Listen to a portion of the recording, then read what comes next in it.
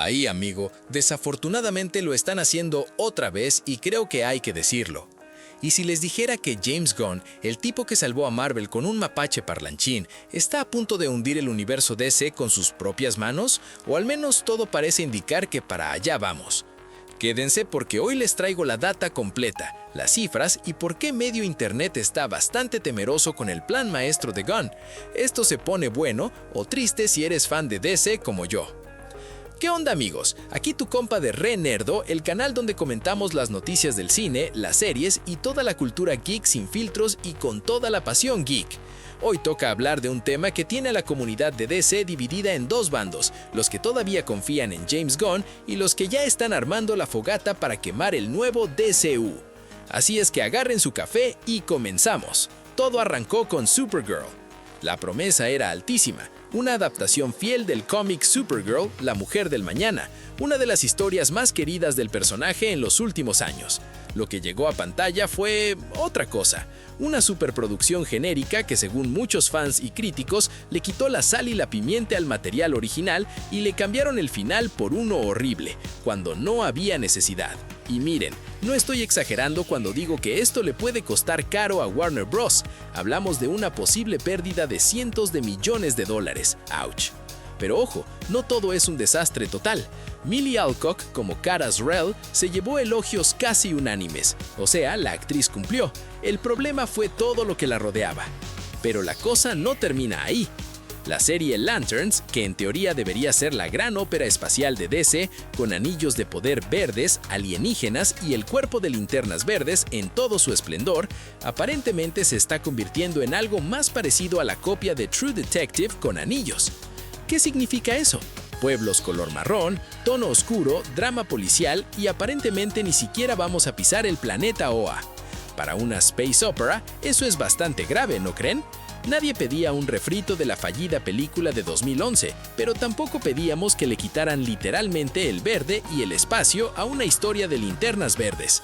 La comunidad ya está nerviosa, y honestamente entiendo por qué, aunque creo que sí va a ser mejor que Supergirl.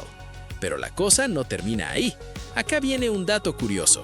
James Gunn se pagó a sí mismo $15 millones por dirigir Superman, y sus protagonistas, David Corenswet y Rachel Brosnahan, recibieron tan solo $750,000 cada uno. Para ponerlo en perspectiva, eso es prácticamente lo que un actor de reparto gana en una película de superhéroes promedio. Gunn claramente sabe cuánto vale su propio talento. Ok, lo entiendo, pero eres también el jefe del DCU. No te lo quedes todo, inviértelo en figuras de peso, tanto directores, escritores y actores de renombre. Y esto importa porque Superman recaudó más de $618 millones en todo el mundo, un golpazo sin duda. Pero la pregunta del millón es, ¿Man of Tomorrow va a repetir ese éxito sin tener Superman en el título y básicamente con el mismo elenco? Adria Arjona necesita ser mucho más protagonista en el marketing si quieren que la gente compre boletos. Y el villano de Lars Eidinger, aunque es un gran actor, no es precisamente un nombre que llene salas. Ahora bien, esto nos lleva al problema más grande de todos, la estrategia completa del universo DC. Hagan memoria conmigo. Superman, Supergirl y ahora Man of Tomorrow. Las tres primeras grandes apuestas de DC Studios giran alrededor de la misma familia de personajes. Y miren, eso es arriesgado, porque internacionalmente Superman no es el héroe más taquillero. Mucha gente fuera de Estados Unidos lo percibe como un símbolo demasiado americano, lo cual limita su atractivo global comparado con, por ejemplo, Batman. Cuando Marvel construyó su universo, no metió 5 películas seguidas de Iron Man. Tuvo Iron Man, sí, pero después vino Thor, Capitán América y recién ahí los juntó en los Avengers. DC, en cambio, parece estar lanzando casi una franquicia completa solo de Superman, y además series y películas centradas en personajes secundarios como Clayface, que honestamente nadie estaba pidiendo a gritos, aunque creo que va a ser lo mejor de DC este año. ¿Y Gunn? ¿Es realmente el problema o el chivo expiatorio? Vamos a hablar de eso. Acá quiero ser justo, James Gunn tiene currículum de sobra. Su trilogía de Guardianes de la Galaxia fue un éxito rotundo de crítica y taquilla. El Escuadrón Suicida tuvo buena recepción crítica, aunque la pandemia le jugó en contra en cifras. Y la primera temporada de Peacemaker fue aplaudida. pero dirigir una franquicia de cine no es lo mismo que dirigir un estudio entero. Creature Commandos fue divertida, pero demasiado nicho para el público masivo. La segunda temporada de Peacemaker tuvo buenos momentos, sí, pero también se sintió como un proyecto personal donde Gunn se dio el gusto de contratar amigos, familiares y meter su banda favorita. Y hay algo todavía más llamativo. Gunn declaró que The Flash era una de las mejores películas jamás hechas. Una película que fue, seamos honestos, un fracaso tanto de crítica como de taquilla. Y aún así contrató a ese mismo equipo creativo para The Brave and the Bold. También puso a Ana Nogueira a escribir Wonder Woman y Teen Titans, a pesar de que el guión de Supergirl que ella escribió fue realmente horrible, cuando tenía un gran cómic de referencia.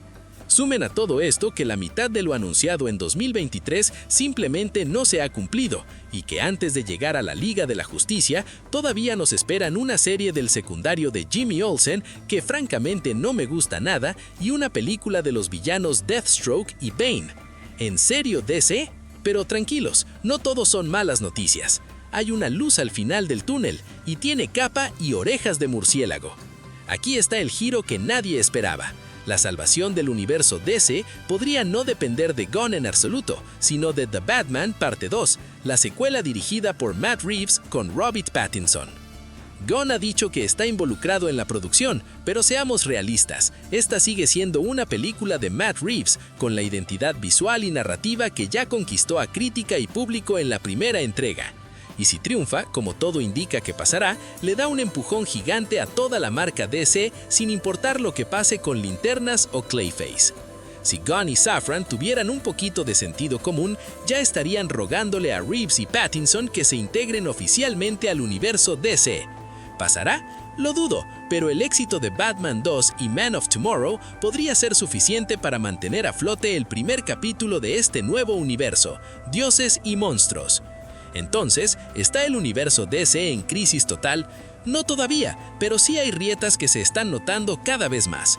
Falta de estrellas de peso, sobredependencia de la superfamilia, decisiones creativas cuestionables y una lista de proyectos que genera más confusión que emoción. Lo bueno es que todavía hay margen para corregir el rumbo. Clayface, Man of Tomorrow y Linternas Verdes tienen la responsabilidad de demostrar que esto no es un patrón, sino solo un tropiezo y que este universo todavía puede salvarse. ¿Y ustedes qué opinan? ¿Creen que Gunn puede enderezar el barco o ya estamos viendo el inicio de un nuevo desastre cinematográfico en DC? Que yo espero que no. Déjenme su teoría en los comentarios, me encanta leerlos. Y claro, no se olviden de darle like, hypear o suscribirse al canal para más contenidos como este. Y si quieren apoyar al canal, pueden hacerse miembros, eso nos ayuda un montón a seguir adelante. Y aquí les dejo la lista de reproducción con las últimas noticias del mundo de las películas, series de televisión y el entretenimiento geek. Gracias, nos vemos en el próximo video.